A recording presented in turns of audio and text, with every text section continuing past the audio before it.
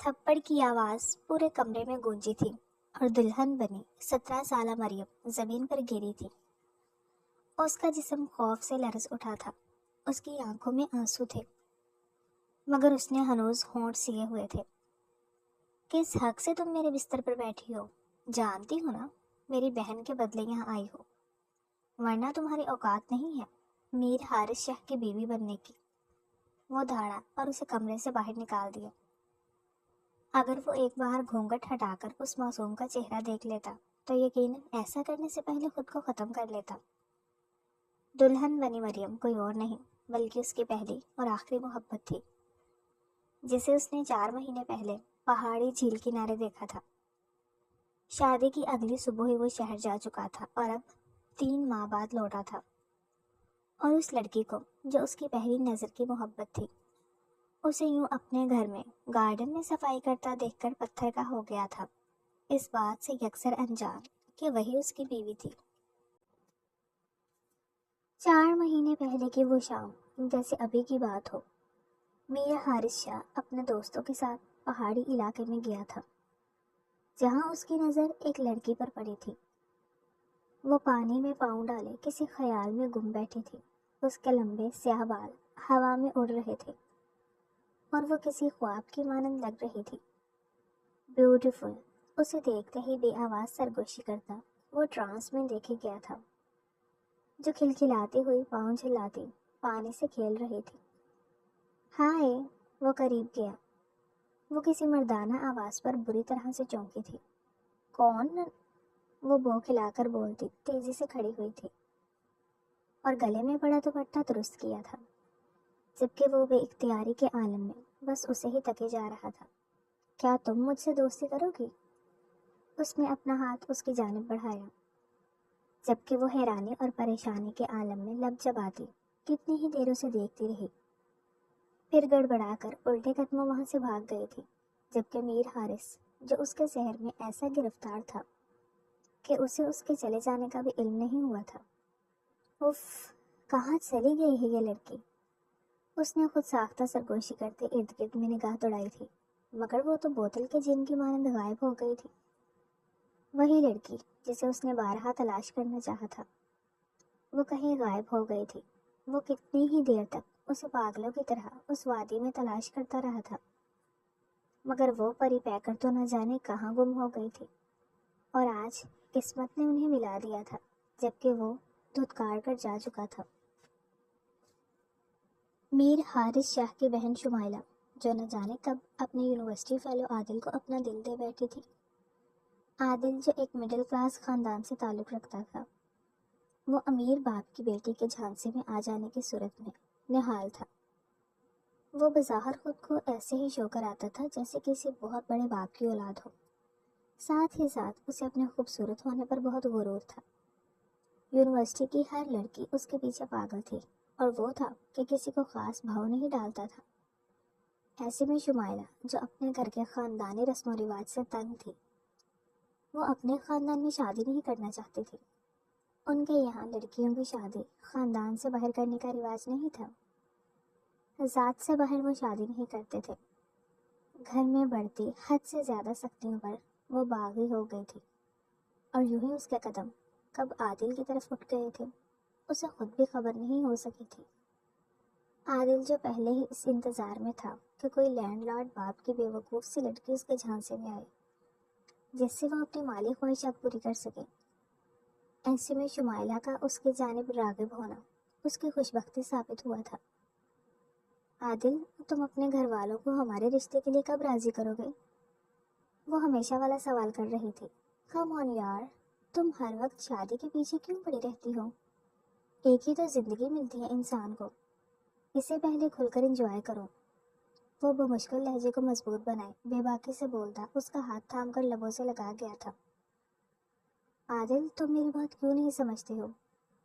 میرے بابا اور بھائی کو تم جانتے نہیں ہو، اگر انہیں ہمارے تعلق کی خبر ہو گئی تو وہ ہمیں زندہ ترگور کر دیں گے، مگر ایک دوسرے کا ہونے نہیں دیں گے۔ تم اپنے گھر والوں کو راضی کر لو تو ہم بھاگ کر شادی کر لیں گے۔ وہ بے بسی کی عروج پر تھی۔ یار، پہلے میری ڈگری تو مکمل ہو جائے، بابا ڈگری سے پہلے کبھی میری شادی کرنے پر راضی نہیں ہوں گے۔ اور ابھی تو میں خود باپ کے خرچوں پر ہوں، تمہارا خرچہ کہاں سے اٹھاؤں گا؟ تو وہ خود سوچو ذرا، وہ تعصفی لہجے میں بولا تھا، مگر اس نے کچھ کہنا چاہا تھا۔ یار کوئی اگر مگر نہیں۔ اچھا تم بیٹھو، میں گھر جا رہا ہوں، دراصل مجھے شاپنگ پر جانا ہے۔ وہ ایک سٹائل سے بولتا اٹھ کھڑا ہوا۔ اکیلے جاؤ گے؟ وہ بھی ساتھ ہی کھڑی ہوئی تھی۔ ظاہر ہے اب بیوی تو بیٹھی نہیں ہے میری جسے ساتھ لے جاؤں۔ وہ مسکرایا۔ توبہ ہے یار، میں تو ویسے ہی بول رہی تھی۔ خیر کیا میں بھی ساتھ چلوں؟ عادل کی آنکھیں چمکی تھی، وہ بھی تو یہی چاہتا تھا۔ ضرور آ جاؤ، آج تمہیں بھی شاپنگ کراتا ہوں اپنی پسند کی۔ وہ جانتا تھا کہ شمائلہ کبھی اس کا احسان نہیں لے گی۔ ارے آ جاؤ یار، تمہارے ساتھ ٹائم سپینڈ کرنے کو مل جائے گا، یہی بہت ہے۔ وہ کمینگی کی انتہا پر تھا۔ شاپنگ مال کی روشنیوں میں چمکتے شوکیس اور برانڈڈ سٹورز کے بیچ ایک نوجوان جوڑا ہاتھوں میں ہاتھ ڈالے گھوم رہا تھا۔ شمائلہ خوشی خوشی کپڑے دیکھ رہی تھی اور اس کے ساتھ کھڑا عادل بڑے نپے تلے انداز میں ہر چیز کا ایسے شاہانہ انداز میں جائزہ لے رہا تھا جیسے کوئی خزانہ تلاش کر رہا ہو یا ملکہ الزبتھ کا پڑھتا ہو۔ یہ کیسا لگ رہا ہے عادل؟ شمائلہ نے ایک خوبصورت سرخ ڈریس اٹھایا اور پرجوش انداز میں اسے عادل کی طرف بڑھاتے سوال کیا تھا۔ عادل نے ایک نظر ڈریس پر ڈالی، پھر قیمت پر، اور فوراً مصنوعی مسکراہٹ چہرے پر سجا لی۔ بہت اچھا ہے سویٹی، تم پر تو ہر رنگ جچتا ہے، مگر یہ والا تو کمال لگے گا، لے لو۔ شمائلہ خوش ہو کر ڈریس لینے لگی۔ بس اسی لمحے عادل نے ادھر ادھر نظر دوڑائی۔ بس یہ دیکھ لو، بہت زیادہ مہنگا تو نہیں؟ وہ نرم لہجے میں بولا، مگر اندر ہی اندر ڈر بھی لگ رہا تھا کہ کہیں شمائلہ پیسے دینے سے انکار ہی نہ کر دے۔ شمائلہ نے مسکرا کر کریڈٹ کارڈ نکالا اور کاؤنٹر پر رکھ دیا۔ عادل کے چہرے پر ایک شیطانی چمک آئی۔ اسے اسی لمحے احساس ہوا کہ شمائلہ کے پاس کافی پیسہ ہے اور وہ اسے خوب استعمال کر سکتا ہے، لیکن وہ نہیں جانتا تھا کہ اس کی قسمت آج ہی بدلنے والی ہے۔ عادل مزے سے اپنے لالچ کی تسکین کر رہا تھا کہ اچانک ایک کرخت آواز سماعتوں سے ٹکرائی۔ شمائلہ! شمائلہ کے ہاتھ سے شاپنگ بیگ تقریباً گر پڑا تھا اور اس نے کانپتے ہوئے پلٹ کر دیکھا۔ سامنے ایک دراز قد مضبوط جسم والا نوجوان کھڑا تھا۔ اس کی آنکھوں میں غصے کی آگ بھڑک رہی تھی۔ یہ شمائلہ کا بھائی تھا، میر حارث شاہ۔ یہ کیا ہو رہا ہے؟ حارث کی آواز گرجدار تھی۔ بھائی؟ وہ میں بس شاپنگ کر رہی تھی۔ شمائلہ کے چہرے کا رنگ اڑ چکا تھا۔ اس کمینے کے ساتھ؟ حارث کی نظریں عادل پر جمی تھی، جو گھبراہٹ میں مسکرانے کی کوشش کر رہا تھا۔ جبھی حارث یکدم تیش میں اس کی جانب بڑھا۔ بھائی پلیز تماشا مت بناؤ، شمائلہ جلدی سے بولی، مگر حارث کو تو جیسے سنائی ہی نہیں دے رہا تھا۔ تماشا؟ یہ لالچی تجھے الو بنا رہا ہے اور میں خاموش رہوں؟ حارث نے ایک جھٹکے سے عادل کا بازو پکڑا اور اسے بری طرح کھینچ کر قریب کر لیا۔ چل میرے ساتھ۔ وہ گررایا اور عادل کو گھسیٹنا شروع کر دیا۔ او بھائی آپ غلط سمجھ رہے ہیں، میں تو بس… عادل نے صفائی دینے کی کوشش کی، مگر حارث نے اس کی ایک نہ سنی۔ پورے مال میں لوگ رک کر یہ سین دیکھ رہے تھے۔ عادل کی عزت کا جنازہ نکل چکا تھا۔ وہ بے بس ہو کر کبھی شمائلہ کی طرف کبھی لوگوں کی طرف دیکھ رہا تھا، مگر کوئی اسے بچانے نہیں آیا۔ حارث بھائی چھوڑیں اسے، شمائلہ چلائی، مگر حارث نے ایک بار بھی پیچھے مڑ کر نہیں دیکھا۔ بھائی پلیز کیوں تماشا بنا رہے ہو؟ اپنی نہیں کم از کم میری عزت کا خیال کرو۔ لوگ دیکھ رہے ہیں، زمانہ باتیں بنائے گا۔ وہ رو کر گڑ گڑا کر التجا کرنے لگی۔ حارث نے عادل کے منہ پر ایک گھونسا رسید کرتے پیچھے دھکا دیا تھا۔ آئندہ میری بہن کے ارد گرد نظر آیا تو کاٹ کر تیرا گوشت چیل کووں کو کھلا دوں گا، وہ گررا کر بولتا شمائلہ کی کلائی تھام کر کھینچتا ہوا وہاں سے نکل آیا تھا۔ حارث شاہ تیش میں گھر میں داخل ہوا تھا اور شمائلہ کو دھکیلتے ہوئے اندر حویلی کے ہال میں دھکا دیا تھا۔ ابو دیکھیں، آپ کی بیٹی کیا کر رہی ہے؟ یہ یونیورسٹی کے بہانے آپ کی عزت کا جنازہ نکال رہی ہے۔ شمائلہ خوف سے کانپ گئی، اس کے دل کی دھڑکنیں تیز ہو گئی۔ وہ اپنے والد کی سخت طبیعت کو اچھی طرح جانتی تھی۔ حارث کے غصے سے بھرے الفاظ سنتے ہی اس کے والد میر داؤد شاہ جو کہ ایک باوقار اور اصول پسند شخصیت کے مالک تھے، کرسی سے اٹھ کھڑے ہوئے۔ یہ کیا شور مچا رکھا ہے حارث؟ داؤد شاہ کی بھاری آواز پورے کمرے میں گونجی۔ حارث نے غصے میں ہاتھ کی مٹھیاں بھینچ لی اور انگلی اٹھا کر شمائلہ کی طرف اشارہ کیا۔ ابو، یہ آپ کی بیٹی یونیورسٹی کے نام پر ہمیں دھوکہ دے رہی ہے۔ آج میں نے اسے ایک غیر لڑکے کے ساتھ مال میں رنگ رلیاں مناتے دیکھا ہے۔ یہ سنتے ہی داؤد شاہ کی آنکھیں غصے سے سرخ ہو گئی۔ کیا؟ انہوں نے شمائلہ کو تیز نظروں سے گھورا۔ شمائلہ کا رنگ فک ہو گیا، اس کے ہاتھ پیر کانپنے لگے۔ ابو، میں بس شاپنگ کرنے گئی تھی، اس کی آواز لرز رہی تھی۔ حارث طنزیہ ہنسا۔ شاپنگ؟ اور وہ عادل نام کا لڑکا جو تیرے خرچے پر عیش کر رہا تھا؟ یہ سب میں نے اپنی آنکھوں سے دیکھا ہے، اب کوئی بہانہ مت بنا۔ داؤد شاہ نے غصے سے ہاتھ میں پکڑا سگار زمین پر دے مارا تھا۔ شمائلہ کی آنکھوں میں آنسو آ گئے۔ وہ کچھ کہنے کی کوشش کر رہی تھی مگر الفاظ اس کے لبوں پر ہی دم توڑ رہے تھے۔ ابو، یہ کئی دنوں سے جھوٹ بول رہی ہے کہ یہ یونیورسٹی جا رہی ہے، مگر حقیقت میں یہ اس لڑکے کے ساتھ گھومتی پھر رہی تھی۔ داؤد شاہ کی برداشت کی حد ختم ہو چکی تھی۔ انہوں نے ایک تیز تمانچہ شمائلہ کے رخسار پر جڑ دیا۔ شرم آنی چاہیے تمہیں، ہماری عزت مٹی میں ملا دی تم نے۔ وہ گرجے۔ شمائلہ آنکھوں میں آنسو لیے زمین پر بیٹھ گئی۔ اس کا جسم کانپ رہا تھا۔ آج کے بعد یونیورسٹی جانا بند، جب تک میں خود تحقیق نہ کر لوں کہ وہاں تم واقعی پڑھنے جاتے ہو یا نہیں، تم اس گھر سے باہر نہیں نکلو گی۔ داؤد شاہ نے دو ٹوک فیصلہ سنا دیا۔ حارث نے فاتحانہ نظر شمائلہ پر ڈالی۔ اگر آئندہ یہ حرکت دہرائی تو میں خود اپنے ہاتھوں سے اس کا گلا دبا دوں گا، وہ سخت لہجے میں بولا، اور پیر پٹکتا ہوا کمرے سے نکل گیا۔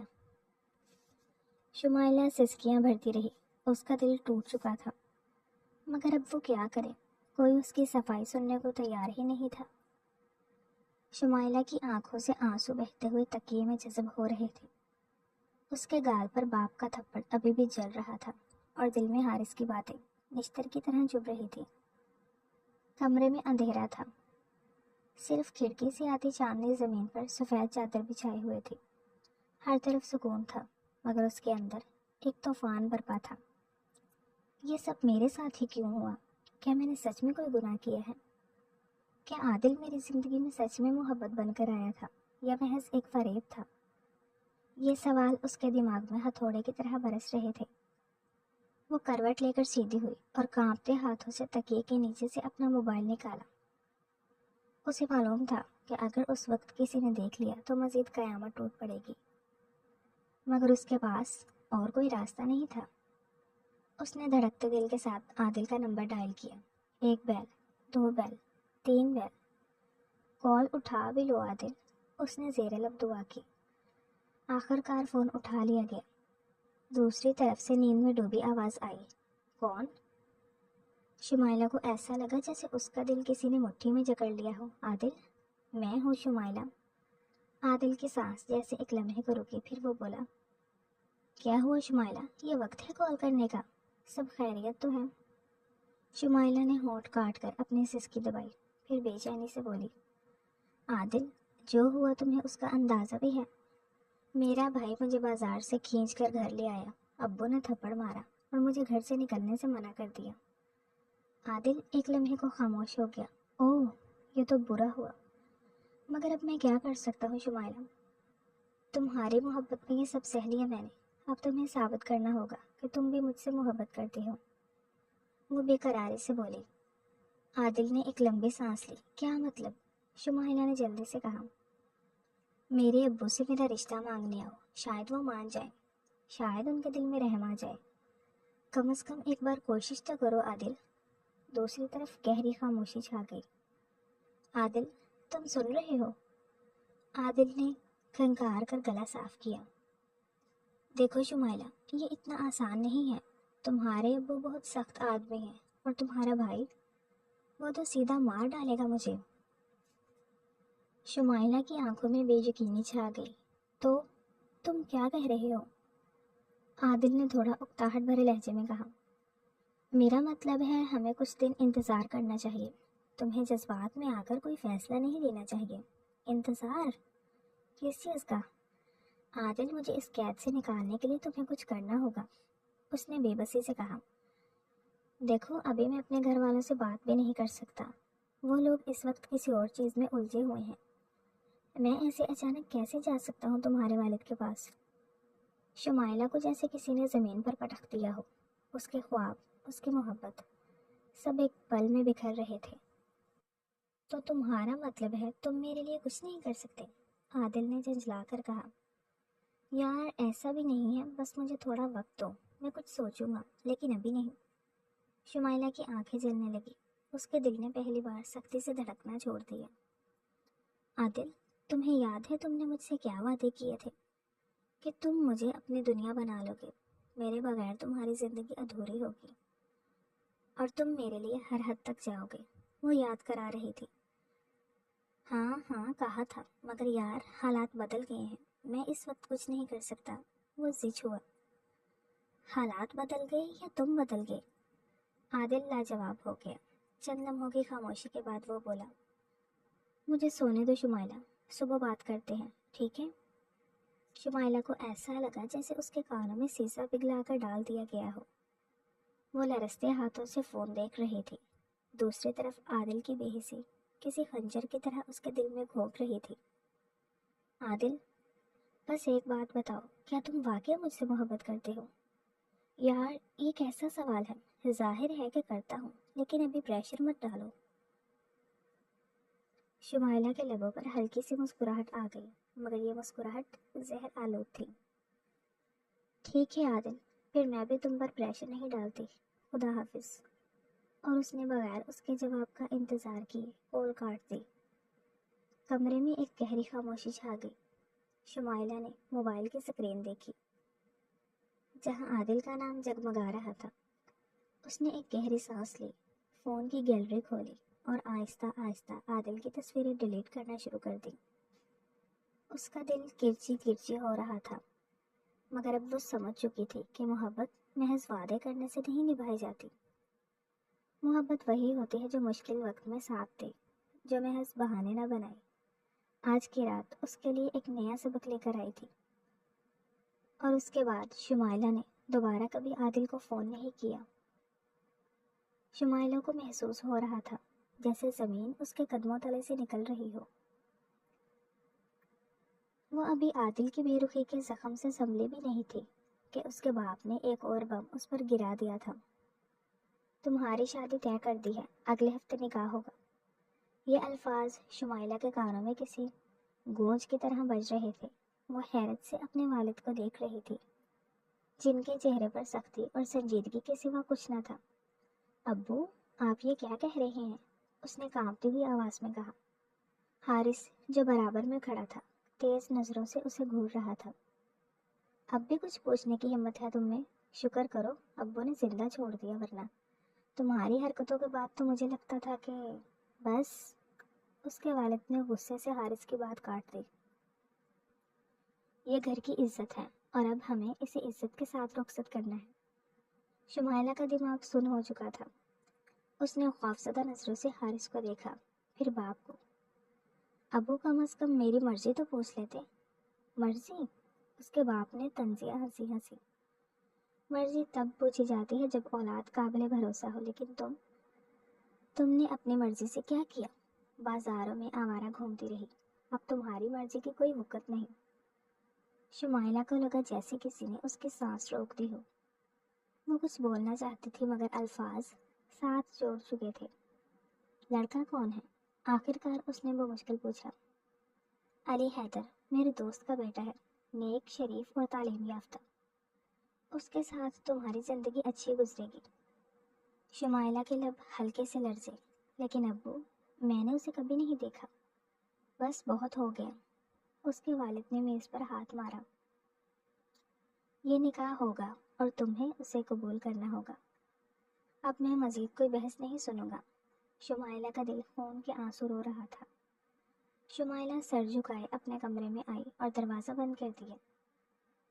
اس کی آنکھوں میں آنسو بھر آئے تھے۔ اسے کچھ بھی سمجھ نہیں آ رہا تھا کہ کیا کرے، کیسے کرے۔ پھر اچانک ایک خیال بجلی کی طرح اس کے دماغ میں لپکا۔ عادل۔ ہاں وہی تو اس کا آخری سہارا تھا۔ اگر وہ اپنے والدین کو منانے کے لیے آ جائے، اگر وہ کچھ کرے تو شاید اس کی زندگی برباد ہونے سے بچ جائے۔ اس نے لرزتے ہاتھوں سے موبائل اٹھایا اور تیزی سے عادل کا نمبر ڈائل کیا۔ 1 بیل، 2 بیل، 3 بیل، مگر کوئی جواب نہیں آیا۔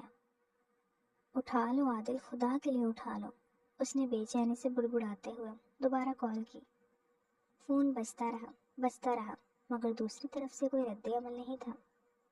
شمائلہ کا دل زور زور سے دھڑکنے لگا۔ اس نے تیسری بار، چوتھی بار، 5ویں بار کال کی، مگر ہر بار صرف بیل ہی جاتی رہی۔ نہیں، عادل ایسا نہیں کر سکتا، وہ ضرور کسی کام میں مصروف ہوگا۔ وہ خود کو تسلی دیتی رہی، مگر ہر گزرتے لمحے کے ساتھ اس کی امید ٹوٹتی جا رہی تھی۔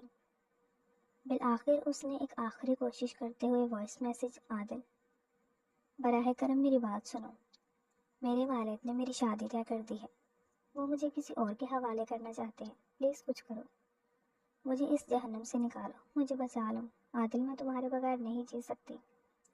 میسج بھیجنے کے بعد وہ گھڑی کی سوئیوں کو تکتے ہوئے انتظار کرتی رہی۔ 5 منٹ، 10 منٹ، 20 منٹ گزر گئے، مگر عادل کی طرف سے کوئی جواب نہیں آیا۔ آدھی رات تک اس کی آنکھیں دروازے پر اور موبائل کی سکرین پر جمی رہیں، مگر عادل کی طرف سے مکمل خاموشی تھی۔ شمائلہ کو اب محسوس ہونے لگا تھا کہ وہ محبت، جسے وہ اپنا سب کچھ سمجھ بیٹھی تھی، وہ دراصل ایک سراب تھا۔ دن کیسے گزرا اسے پتہ ہی نہیں چلا۔ گھر میں مہمانوں کی آمد و رفت، شادی کی تیاریاں، ہر طرف ہلچل تھی، مگر شمائلہ کے لیے سب کچھ ایک خواب کی مانند لگ رہا تھا۔ ایک ایسا خواب جو حقیقت بن کر اس کی زندگی نکلنے والا تھا۔ وہ ہر لمحہ اپنے موبائل کو دیکھتی رہی، ہر بیپ پر امید بنتی، مگر ہر بار مایوسی کا سامنا کرنا پڑتا۔ عادل، تم کہاں ہو؟ تمہیں تو آنا تھا، تم نے تو کہا تھا کہ تم ہمیشہ میرا ساتھ دو گے، لیکن عادل نہیں آیا۔ اور پھر وہ لمحہ آن پہنچا جس سے وہ خوفزدہ تھی۔ نکاح کا وقت قریب آ چکا تھا۔ اسے تیار ہونے کے لیے کمرے میں بٹھا دیا گیا تھا۔ اس کے ہاتھوں پر زبردستی مہندی لگائی جا رہی تھی اور آنکھوں میں کاجل اتنی بے رحمی سے پھیرا جا رہا تھا کہ وہ خود کو قید میں محسوس کرنے لگی۔ یہ سب ایک ڈراؤنا خواب ہے، یہ سب جھوٹ ہے۔ پورا گھر روشنیوں سے جگمگا رہا تھا، مہمانوں کی چہل پہل، کہکہے، مبارکبادیں، ہر طرف خوشی کا سما تھا۔ لیکن اس خوشی کے شور میں اگر کوئی چیز غائب تھی تو وہ شمائلہ کی ہنسی تھی۔ وہ جو اس گھر کی رونق تھی، آج ایک قیدی کی طرح اپنے کمرے میں بیٹھی تھی۔ رات کے آخری پہر جب سب تیاریاں مکمل ہو چکی تھیں اور صبح نکاح کا انتظار ہو رہا تھا، شمائلہ تنہا اپنے کمرے میں بند بیٹھی تھی۔ وہ بار بار موبائل کو دیکھ رہی تھی، شاید عادل کوئی پیغام بھیج دے، شاید کوئی کال کر لے، شاید معجزہ ہو جائے۔ نہیں، وہ ایسا نہیں کر سکتا، وہ ضرور آئے گا۔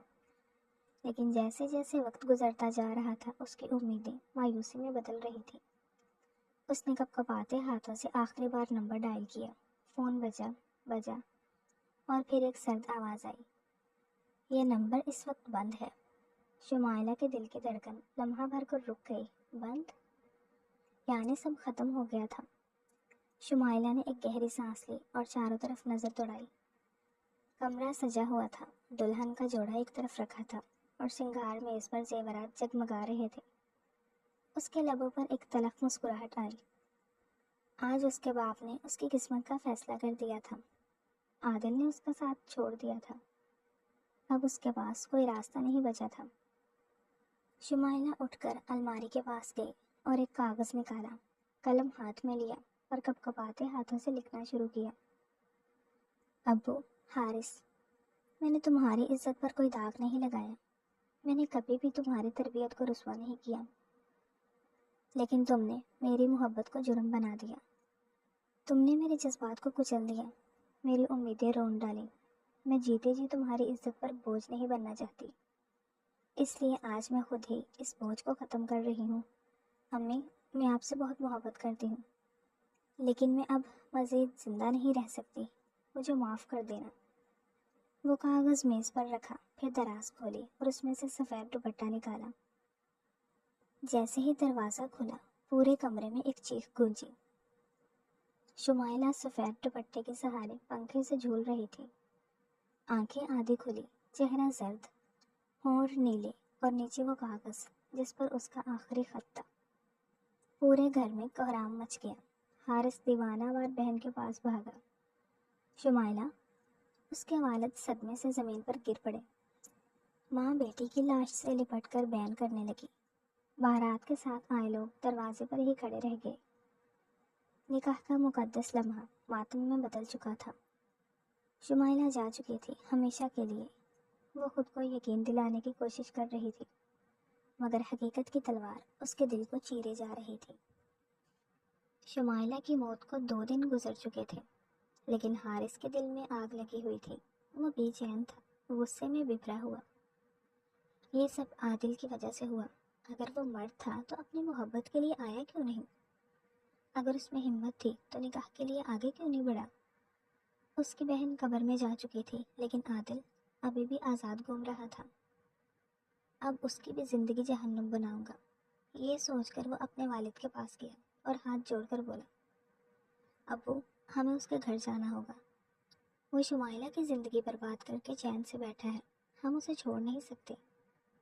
وہ سیدھا اس کے گھر پہنچے تھے۔ عادل حارث کو سامنے دیکھ کر گڑبڑایا تھا، جس نے سیدھا چہرے پر گھونسا رسید کیا تھا۔ عادل کی ماں آ گئی تھی، بیٹے کو اپنی آغوش میں چھپا لیا تھا۔ حارث سے باسپورس پر اتر آئی تھی۔ انصاف چاہتے ہیں، تمہارے بیٹے نے میری بہن کو مرنے پر مجبور کیا ہے۔ عادل کی ماں زمین پر بیٹھ گئی اور روتے ہوئے بولی، بیٹے کو معاف کر دو، خدا کے لیے اسے معاف کر دو، وہ نادان تھا، جوانی کی غلطی تھی۔ حارث کا دل خون کے آنسو رو رہا تھا۔ وہ آگے بڑھا، ایک قدم ماں کے قریب جھک کر کہا، معافی؟ میری بہن کی قبر کی مٹی ابھی تک گیلی ہے، میری ماں ہر رات اس کی یاد میں تڑپ کر روتی ہے، اور تم کہہ رہی ہو کہ میں تمہارے بیٹے کو معاف کر دوں؟ وہ دھاڑا تھا۔ اس کی ماں ہاتھ جوڑ گئی، مگر وہ رحم کھانے کے موڈ میں نہیں تھا۔ حارث کی آنکھوں میں صفاقی تھی۔ وہ ایک لمحے کو خاموش رہا، پھر ہونٹ بھیج کر گویا ہوا، اگر تم چاہتی ہو کہ ہم تمہارے بیٹے کی جان بخش دیں تو بدلے میں ہمیں تمہاری بیٹی چاہیے۔ عادل کی ماں سکتے میں آ گئی، جیسے کسی نے اس کے جسم سے جان نکال لی ہو۔ کیا؟ حارث کے والد نے سخت لہجے میں کہا، ہاں، جیسے تمہارے بیٹے نے ہماری بیٹی کو برباد کیا، ویسے ہی ہمیں تمہاری بیٹی چاہیے، تاکہ تمہیں بھی وہی درد محسوس ہو جو ہم نے سہ لیا۔ عادل جو کمرے کے اندر چھپا کھڑا تھا بھاگ کر باہر آیا، نہیں، میری بہن کا اس سب میں کوئی قصور نہیں۔ حارث آگے بڑھا، اس کا گریبان پکڑ کر زور سے جھٹکا دیا، اور کیا میری بہن کا کوئی قصور تھا جو تم نے اسے مرنے پر مجبور کر دیا؟ اب برداشت کرو، یا تو اپنی بہن ہمیں دو یا پھر اپنے انجام کے لیے تیار ہو جاؤ۔ عادل کی ماں دھاڑے مار کر رونے لگی، میرے خدا، یہ کیسا انصاف ہے؟ لیکن اب کھیل ختم ہو چکا تھا۔ حارث نے ایک آخری نظر عادل پر ڈالی اور طنزیہ مسکراہٹ کے ساتھ کہا، کل تک فیصلہ کر لینا، یا تو اپنی بہن کا رشتہ تیار رکھنا یا پھر اپنے بیٹے کا جنازہ۔ یہ کہہ کر وہ پلٹ گیا، جبکہ عادل کی ماں زمین پر بیٹھ کر بیان کر رہی تھی، اور عادل کے چہرے پر موت کی پرچھائیاں تھیں۔ عادل کے گھر میں قیامت برپا تھی۔ ماں بیان کر رہی تھی، بہن خاموشی سے ایک کونے میں بیٹھی تھی، اور عادل خود دیوار سے ٹیک لگائے اپنے انجام کے بارے میں سوچ رہا تھا، یا تو اپنی بہن ہمیں دو یا پھر اپنے بیٹے کا جنازہ۔ حارث کے الفاظ ابھی بھی گھر کی دیواروں میں گونج رہے تھے۔ عادل کی ماں نے رو کر اپنی بیٹی مریم کی طرف دیکھا، بیٹا، تم ہی بتاؤ میں کیا کروں؟ اگر میں انکار کروں تو تیرا بھائی زندہ نہیں بچے گا۔ مریم نے سر جھکا لیا، آنکھوں میں آنسو تیرنے لگے۔ امی، میں کیا کہوں؟ وہ جانتی تھی کہ اسے اس بدلے کی آگ میں جھونک دیا جائے گا۔ وہ جانتی تھی کہ اس کا نکاح زبردستی ہوگا۔ وہ جانتی تھی کہ اس شادی میں عزت نہیں بلکہ انتقام ہوگا، لیکن اگر وہ انکار کرتی تو اس کا بھائی مارا جاتا۔ آخر کار وہ سسک کر بولی، امی، میں شادی کے لیے تیار ہوں۔ حارث اپنے باپ اور چند قریبی رشتہ داروں کے ساتھ عادل کے گھر پہنچا۔ اس کے چہرے پر سختی تھی، آنکھوں میں بے رحمی، لیکن دل میں کچھ اور بھی تھا۔ نکاح کی رسم سادگی سے انجام دی گئی۔ مریم کی آنکھیں جھکی رہیں اور حارث کے تاثرات میں کوئی نرمی نہیں تھی۔ قبول ہے؟ مریم نے ہونٹ کاٹ لیے، آنکھوں سے آنسو بہہ نکلے اور بہت مشکل سے بولی، قبول ہے۔ شادی کی اگلی صبح ہوتے ہی حارث شہر جا چکا تھا۔ وہ نکاح کو صرف ایک انتقام سمجھ کر بھول جانا چاہتا تھا۔ 3 ماہ تک اس نے مڑ کر بھی نہیں دیکھا تھا کہ وہ لڑکی جسے وہ اپنے گھر لے آیا تھا کیسی ہے، کس حال میں ہے۔ لیکن اب 3 ماہ بعد جب وہ گھر لوٹا تو اس کا قدم گیٹ پر ہی رک گیا۔ وہ حویلی کے گارڈن میں صفائی لگاتے ایک لڑکے کو دیکھ کر پتھر ہو گیا تھا۔ وہی لمبے سیاہ بال، وہی معصومیت، وہی سکون بھری چال، وہی خاموشی میں لپٹا ہوا ایک انوکھا جادو۔ یہ یہاں کیا کر رہی ہے؟ وہ خود سے سوال کر رہا تھا۔ دل کی دھڑکن جیسے ایک لمحے کے لیے رک گئی ہو۔ دماغ ماضی کے اوراق پلٹنے لگا اور پھر جیسے کسی نے اس کی آنکھوں سے پٹی ہٹا دی ہو۔ پہاڑی جھیل کنارے بیٹھی خاموشی کو محسوس کرتی لڑکی، وہی جو اس کی پہلی محبت بنی تھی۔ سنو لڑکی، لہجہ نرم تھا۔ مریم نے ہاتھ روک لیے۔ وہ آہستہ سے مڑی اور نظر اٹھا کر دیکھا۔ اس کی نظریں حارث کی آنکھوں سے ملی اور وہ بے یقینی سے اسے دیکھتی رہ گئی۔ کیا وہ پہچان چکا تھا؟ حارث کے ماتھے پر شکنیں گہری ہو گئی، دل میں ایک ہلچل مچ گئی۔ حارث کی سانسیں بے ترتیب ہونے لگی، دل کی دھڑکن جیسے سینے میں زنجیر توڑنے کی کوشش کر رہی ہو۔ سامنے وہ لڑکی کھڑی تھی جس نے کبھی اس کے دل میں محبت کے دیے جلائے تھے، اور آج وہی لڑکی یوں اچانک اس کے سامنے آ گئی تھی، اس کے گھر میں موجود تھی۔ اسے روبرو دیکھ کر مریم کے ہاتھ لرز گئے، جھاڑو اس کے ہاتھ سے گر گئی اور زمین پر جا لگی۔ اس نے آنکھیں حیرت اور خوف سے پھیلا کر حارث کی طرف دیکھا، جیسے وہ اس کے سوال پر ساکت ہو گئی ہو۔ تمہاری زبان کیوں بند ہو گئی؟ میں نے پوچھا تم یہاں کیا کر رہی ہو؟ حارث نے ایک قدم آگے بڑھایا۔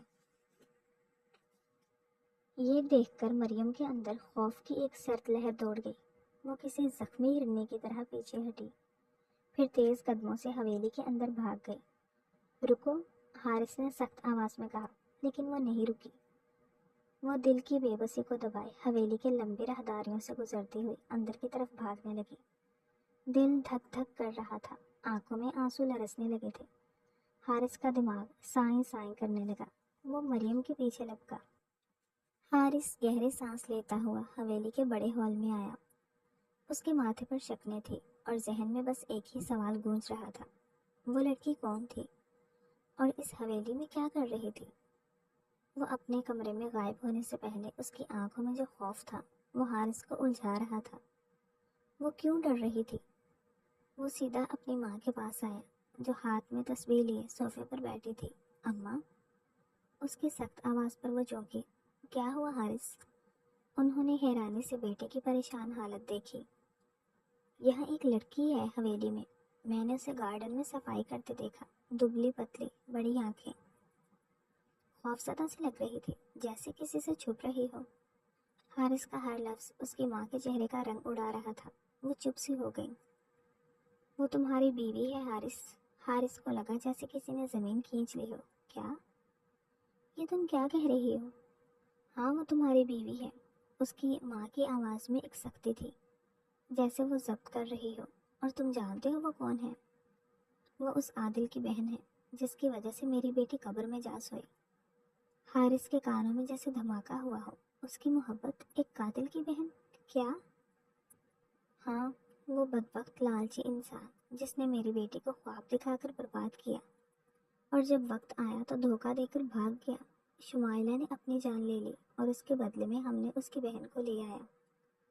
حارث کا جسم سن ہو گیا، اس کے قدموں میں جیسے زنجیریں پڑ گئیں۔ یہ نہیں ہو سکتا، یہ نہیں ہو سکتا۔ ماں نے نم آنکھوں سے اسے دیکھا۔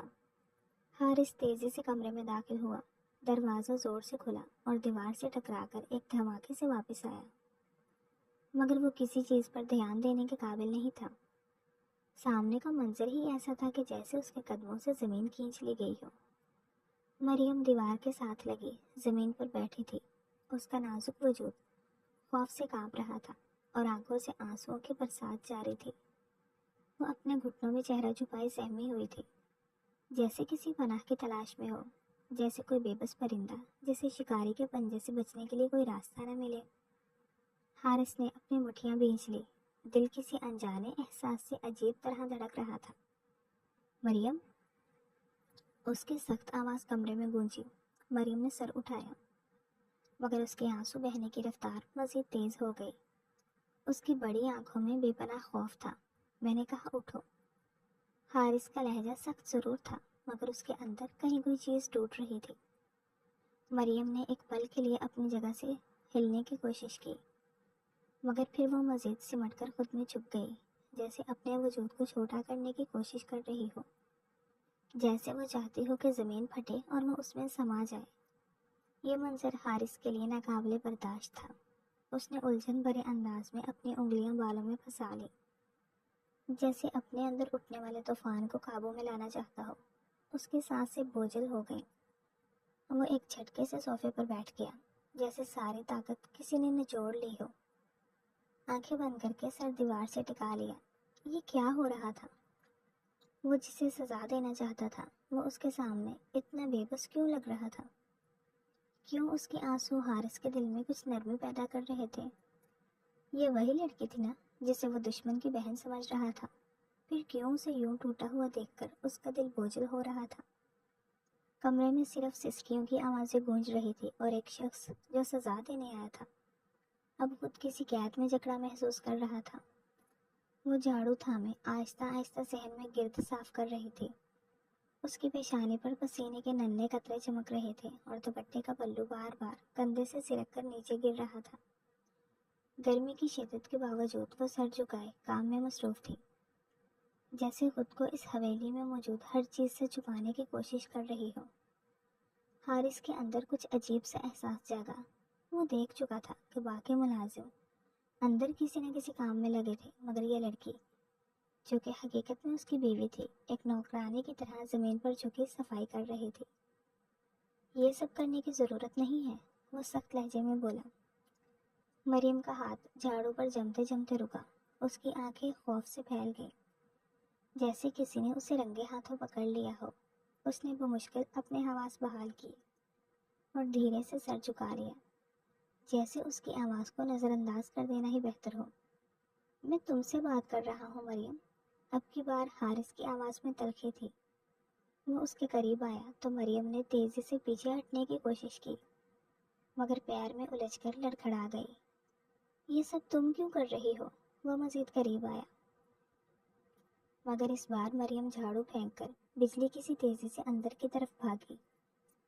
حارث نے حیرت سے اسے جاتے دیکھا، جیسے اس کے ہاتھ سے کوئی چیز نکل گئی ہو۔ وہ ایک پل کو ساکت کھڑا رہا، پھر کسی انجانے جذبے کے زیر اثر اس کے پیچھے لپکا۔ مریم سیڑھیاں پھلانگتی ہوئی حویلی کے اندر داخل ہو چکی تھی۔ اس کا دل تیزی سے دھڑک رہا تھا، جیسے کسی خوف نے اسے جکڑ لیا ہو۔ وہ جلدی سے اپنے کمرے میں گھس گئی اور دروازہ بند کرنے کے لیے ہاتھ بڑھایا ہی تھا کہ کسی نے باہر سے زور دے کر دروازہ کھلا رکھا۔ حارث دروازے میں کھڑا تھا، سانسیں بھاری ہو رہی تھی۔ مجھ سے بھاگنے کی کوشش مت کرو مریم، وہ دھیرے سے بولا، مگر اس کی آواز میں ایک عجیب سا درد چھپا تھا۔ مریم نے نظریں نہیں اٹھائی، بس ایک کونے میں دبک کر بیٹھ گئی، جیسے کسی کی نگاہوں سے بچنا چاہتی ہو۔ حارث نے بے بسی سے بالوں میں ہاتھ پھیرا اور صوفے پر گر کر بیٹھ گیا۔ یہ سب کیا ہو رہا ہے؟ مجھ سے کیوں چھپ رہی ہو؟ وہ آہستہ سے بولا، جیسے خود سے بات کر رہا ہو۔ مگر مریم خاموش رہی، بس گھٹنوں میں منہ چھپا کر سسکنے لگی۔ یہ کیسی شادی تھی؟ یہ کیسا رشتہ تھا؟ آخر کیوں اس کی محبت اس کے مقدر میں یوں لکھی گئی تھی؟ حارث نے جیسے ہی مریم کو لگاتار کام کرتے دیکھا، اس کی پیشانی پر گہری لکیریں ابھر آئیں۔ وہ کچھ دیر خاموشی سے اسے دیکھتا رہا، پھر ضبط نہ کر سکا اور سیدھا اپنی ماں کے پاس جا پہنچا۔ امی، آپ اسے اس طرح کام کیوں کرنے دے رہی ہیں؟ اس کی آواز میں بے چینی اور غصے کا امتزاج تھا۔ اس کی ماں، جو ابھی تک پرانی روایت کی زنجیروں میں جکڑی بیٹھی تھی، تلخی سے مسکرائی۔ کیوں نہ کرنے دو؟ یہ تمہاری بہن کے قاتل کی بہن ہے، تم بھول گئے کیا نقصان پہنچایا ہے اس کے خاندان نے ہمیں؟ حارث کا دل جیسے کسی نے مٹھی میں جکڑ لیا ہو۔ وہ اپنی ماں کے الفاظ سن کر ایک پل کو خاموش ہوا، مگر پھر جیسے ضبط کا بندھن ٹوٹ گیا۔ مگر یہ میری بیوی بھی ہے، وہ یکدم چلایا، یہ میری عزت ہے، میری ذمہ داری، اور میری موجودگی میں اسے نوکرانیوں کی طرح کام کرنے کی کوئی ضرورت نہیں۔ یہ کہہ کر وہ تیزی سے باہر نکلا اور گارڈن میں صفائی کرتی مریم کے پاس پہنچا۔ اس کے ہاتھ میں جھاڑو تھی، وہ سر جھکائے اپنے کام میں مگن تھی، مگر اگلے ہی لمحے حارث نے آگے بڑھ کر اس کا ہاتھ سختی سے تھام لیا۔ مریم خوف زدہ نظروں سے اسے دیکھنے لگی، اس کے دل کی دھڑکنیں بے ترتیب ہو گئیں۔ یہ سب چھوڑ دو، حارث نے سخت لہجے میں کہا، تمہیں اس گھر میں ملازمہ نہیں بنایا گیا ہے، تم میری بیوی ہو۔ حویلی کے ملازم ایک پل کے لیے ٹھٹک گئے۔ مریم کی آنکھیں حیرت اور بے یقینی سے پھیل گئیں، مگر حارث کی آنکھوں میں وہی شدت تھی جو وہ پہلے کبھی دیکھ چکی تھی۔ اس گھر میں میری بیوی سے کوئی کام نہیں کروائے گا، اس نے دو ٹوک لہجے میں حکم صادر کیا، اور مریم کا ہاتھ تھامے اندر کی طرف بڑھ گیا۔ پیچھے کھڑی اس کی ماں نے حقارت سے انہیں جاتے دیکھا، مگر اس بار حارث نے صاف کہہ دیا تھا کہ مریم اب اس گھر میں کسی غلام کی طرح نہیں رہے گی۔ حارث کا ضبط کب تک رہتا؟ اس نے مریم کا ہاتھ سختی سے پکڑا اور تیزی سے کمرے کی طرف بڑھا۔ مریم کی نازک کلائیں اس کی گرفت میں کانپ رہی تھی، مگر وہ خاموشی سے اس کے ساتھ چلتی رہی۔ کمرے میں داخل ہوتے ہی اس نے دروازہ زور سے بند کیا اور ایک جھٹکے سے مریم کو بیڈ پر بٹھا دیا۔ مریم نے سہمی ہوئی نظروں سے اس کی طرف دیکھا، مگر اس کی آنکھوں میں وہی سرد مہری تھی جو نکاح کے وقت تھی۔ حارث نے دونوں ہاتھوں سے اپنے بالوں میں انگلیاں پھیری، جیسے خود کو قابو میں رکھنے کی کوشش کر رہا ہو۔ آخر تم اتنی بیوقوف کیوں ہو؟ وہ دھاڑا۔ کیوں خاموشی سے سب سہتی جا رہی ہو؟ کیا تمہیں کوئی احساس نہیں کہ میں… وہ رک گیا، جیسے اپنے ہی الفاظ سے الجھ گیا ہو۔ مریم نے لرزتے ہونٹوں سے کچھ کہنے کی کوشش کی، مگر حارث نے ہاتھ اٹھا کر اسے خاموش کر دیا۔ تمہیں پتہ ہے نا کہ اس گھر میں تمہیں کس نظر سے دیکھا جا رہا ہے؟ پھر بھی نوکروں کی طرح کام کر رہی تھی۔ مریم نے نظریں جھکا لی۔ مجھے اس سے فرق نہیں پڑتا۔ حارث کی مٹھیاں بھیج گئیں۔ مجھے پڑتا ہے، وہ غصے سے چلایا۔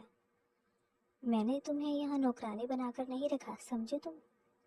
مریم کی آنکھوں میں آنسو چمکنے لگے، مگر وہ اب بھی خاموش رہی۔ حارث نے گہری سانس لی اور صوفے پر جا گرا۔ اس نے سر دونوں ہاتھوں میں تھام لیا، جیسے اپنے ہی اندر اٹھتے طوفان سے لڑ رہا ہو۔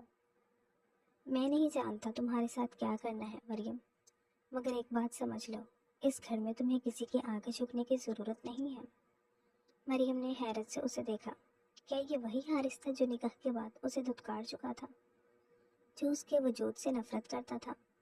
وہ جانتی تھی کہ یہ جنگ ابھی ختم نہیں ہوئی تھی، مگر شاید کہیں نہ کہیں کوئی امید کا دیا جلنے لگا تھا۔ اگلے دن جب مریم نے خود کو گاڑی میں بیٹھے پایا تو حیرانی سے حارث کی طرف دیکھا۔ وہ خاموشی سے ڈرائیو کر رہا تھا، چہرے پر کوئی خاص تاثر نہیں تھا، مگر آنکھوں میں کچھ تھا، جیسے کوئی فیصلہ کر چکا ہو۔ ہم کہاں جا رہے ہیں؟ مریم نے ہمت کر کے پوچھا۔